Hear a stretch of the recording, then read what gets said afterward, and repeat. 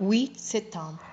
2 Corinthiens chapitre 10, versets 1 à 18. Moi, Paul, je suis, paraît-il, timide quand je suis présent parmi vous et radis quand je suis absent, loin de vous. Mais c'est au nom de la douceur et de la bonté de Christ que je vous adresse cet appel. Je vous en prie, ne m'obligez pas, lorsque je serai chez vous, à me montrer radis. Car je compte faire preuve de mon assurance et agir avec audace envers cet ange qui jugeant notre conduite trop humaine. Sans doute, nous sommes des hommes et nous vivons comme tels, mais nous ne menons pas notre combat d'une manière purement humaine. Car les armes avec lesquelles nous combattons ne sont pas simplement humaines, estimant leur puissance de Dieu qui les rend capables de ravancer des forteresses. Oui, nous ravançons les fausses raisonnements, ainsi que tout ce qui se dresse présomptueusement contre la connaissance de Dieu, et nous faisons prisonnier toute pensée pour la mener à obéir à Christ. Aussi sommes-nous prêts à punir toute désobéissance dès que votre obéissance sera entière.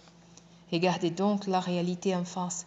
Si quelqu'un se persuade d'appartenir à Christ, qu'il soit vraiment convaincu de ceci. Nous appartenons à Christ, nous aussi, tout autant que lui. Et même si je me montre un peu trop fier de l'autorité que le Seigneur nous a donnée pour construire, non pour renverser, je n'en rougirai pas, car je ne veux pas passer pour quelqu'un qui ne serait capable d'intimider que par des lettres comme on les prétend.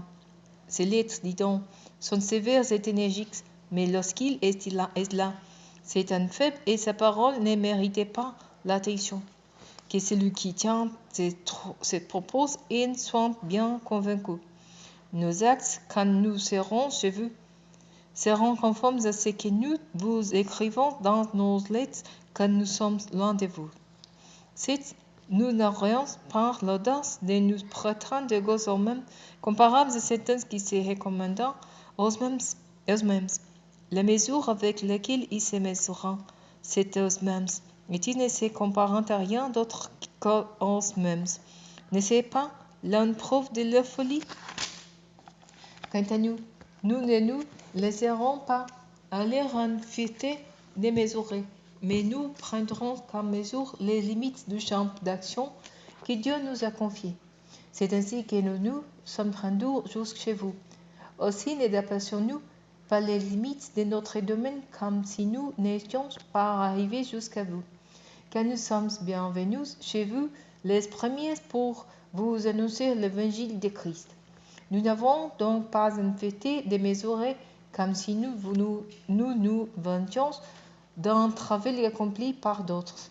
Au contraire, nous gardons l'espoir qu'avec le progrès de votre foi, notre œuvre grandira de plus en plus parmi vous, dans les limites de notre champ d'action. Nous pourrons ainsi annoncer l'évangile dans les régions situées au-delà de chez vous, sans nous vanter du travail accompli par d'autres dans leur propre champ d'action. Si quelqu'un veut approuver de la fierté, qu'il place ses fiertés dans le Seigneur, déclare l'Écriture. Ainsi, celui qui est approuvé, ce n'est pas l'homme qui se recommande lui-même, mais celui que le Seigneur recommande.